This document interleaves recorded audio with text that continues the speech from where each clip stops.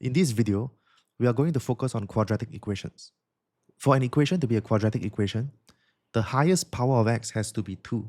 It is often written in this form right here, known as the standard form, where a, b, and c are constants, and constants are fixed numbers. Also notice that there are three terms, ax squared, bx, and c, where bx and c are not needed for us to have a quadratic equation. Here are some examples. Notice that the first two equations consist of three terms, the x squared term, the x term, and the constant. These two equations only contain two terms. However, there is an x squared term. Therefore, they are valid quadratic equations. How about this equation right here? Shifting the 5 to the left gives us the standard form of a quadratic equation. As for this equation, shifting the 2x squared to the left shows that this is a quadratic equation as well. This is because the highest power of x is 2. Note that the coefficient of x squared can be negative or positive. It does not matter as long as the highest power of x is 2. To solve a quadratic equation means to find the values of x. The values of x are also known as the solutions or roots of a quadratic equation. We can do that by using the quadratic formula, which states that x is equals to minus b plus minus square root of b squared minus 4ac divided by 2a, where a, b, and c can be obtained from the standard form.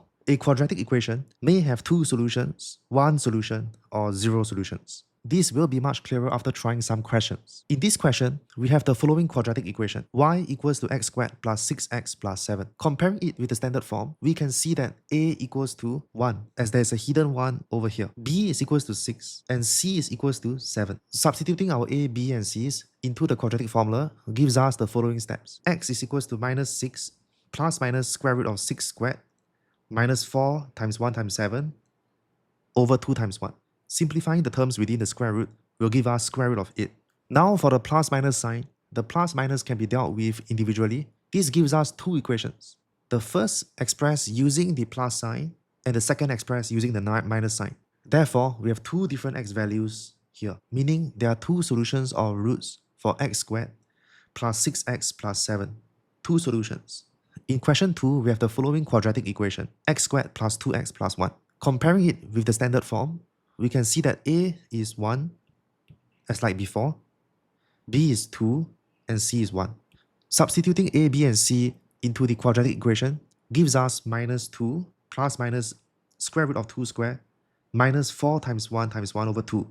Now the square root of 0 is 0. This means there will only be one solution, that being minus 1. And so the number of solutions for this quadratic equation is 1, as there's only one value for x. Next, again, we can see that comparing it with the standard form gives us the following values for a, b, and c, where a is 2, b is 4, and c is 5. And substituting it into the quadratic formula, which gives us minus 4 plus minus square root 4 squared minus 4 times 2 times 5 divided by 4. Notice that the number within the square root is minus 24. We can't square root a negative number. Doing so will give us an error. Therefore, for this question, where b squared minus 4ac is negative, there are zero solutions. So a quadratic equation can have 2, 1, or 0 solutions. Let's focus on the b squared minus 4ac term. This term is also called the discriminant. Using it allows us to check for the number of solutions a quadratic equation has. All we have to do is solve for the discriminant. If it is negative, there are no solutions. If it is 0, there's only one solution. And if it is positive, there are two solutions.